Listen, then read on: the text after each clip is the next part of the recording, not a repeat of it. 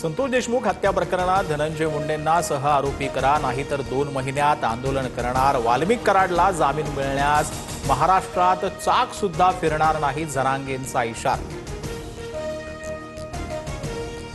मुख्यमंत्र्यांनी सभागृहात आपल्याच आमदाराला झापलं। लाडक्या बहिणींच्या विरोधात जाऊ नका, अन्यथा घरी बसावं लागेल, फडणवीसांचा अभिमन्यू पवारांना खडेबोल।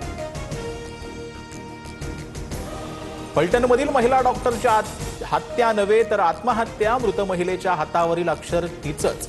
आरोपींनी महिलेचं शोषण करून फसवणूक केल्याचं तपासात उघड। सभागृहात मुख्यमंत्री फडणवीसांची माहिती। महापालिका निवडणुकांची तारीख सोमवार किंवा मंगळवारी जाहीर होण्याची शक्यता। पुढील आठवड्यात राज्य निवडणूक आयोगाची पत्रकार परिषद होण्याची शक्यता। हिवाळी अधिवेशनानंतर महायुतीत बीएमसीसाठी जागा वाटप। मुंबईत भाजप आणि शिवसेना एकत्र लढणार। राष्ट्रवादीला सोबत न घेण्यावर भाजपा ठाम, सूत्रांची माहिती।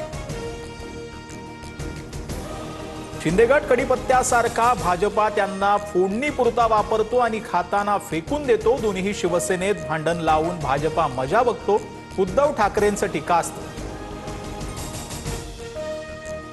फडणवीस आणि माझी मैत्री घट्ट, कुणी कितीही विचार केला तरी आमची मैत्री तुटणार नाही।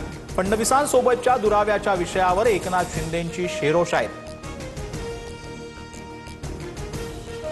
वरिष्ठ सनदी अधिकारी तुकाराम मुंडेंवरून सभागृहात खडाजंगी। भाजपचे आमदार कृष्णा खोपडे आणि प्रवीण दटकेंची लक्षवेधी, तर फडणवीसांकडून प्रकरणाची गंभीर दखल। सर्व कागदपत्र मागवून वस्तुस्थिती मांडली जाणार।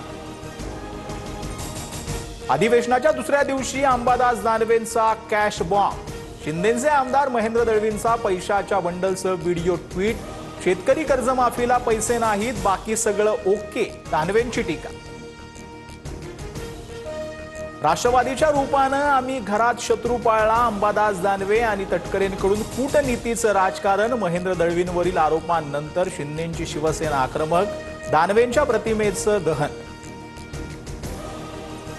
विधिमंडळ राडा प्रकरणी पडळकर आणि आव्हाड समर्थकांवर कारवाई होणार। विधानसभा विशेष अधिकार समितीच्या बैठकीत कारवाईवर शिक्कामोर्तब। सर्जेराव टकले, नितीन देशमुखांवर तुरुंगवासाच्या कारवाईची शिफारस केली जाण्याची शक्यता। आदिवासी कुटुंबातील महिलेनं पैशासाठी पोटची 5 मुलं विकली। सामाजिक कार्यकर्त्यांचा दावा। त्र्यंबकेश्वरच्या टाके देवगावमधील धक्कादायक प्रकार। महिलेला एकूण 14 मुलं असल्याची माहिती। जळगावच्या सराफा बाजारात सोनं चांदीच्या दरात मोठी घसरण। सोनं 800 रुपयांनी घसरून जीएसटीसह प्रतितोळा 1,31,016 रुपयांवर, तर चांदीचे दर 2,000 घसरले। प्रति किलोसाठी 1,84,370 रुपये मोजावे लागणार। अमित शहा यांचं राज्यसभा सभापती सीपी राधाकृष्णन यांना पत्र। वंदे मातरम न गायलेल्या 9 घटनांचा पत्रात उल्लेख। घटना राज्यसभेच्या रेकॉर्डवर घेण्याची विनंती। काँग्रेससह समाजवादी पक्षावर निशाण।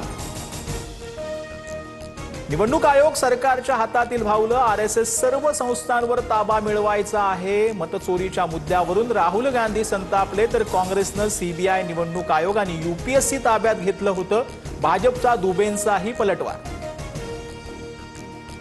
दिल्लीतील लाल किल्ला बॉम्बस्फोट प्रकरणात 8वी अटक। जम्मू काश्मीरच्या बारामुल्ला परिसरातून डॉक्टर बिलाल नसीर मुल्ला एनआयएच्या ताब्यात। आरोपी उमरला आश्रय देण्यासह हल्ल्याशी संबंधित पुरावे नष्ट करण्याचा बिलालवर ठपका। भारतानं 101 धावांनी पहिली T20 सामना जिंकला। दक्षिण आफ्रिका 74 धावांवर गारद। जसप्रीत बुमराहच्या 100 विकेट्स पूर्ण। हार्दिक पांड्याचं अर्धशतक।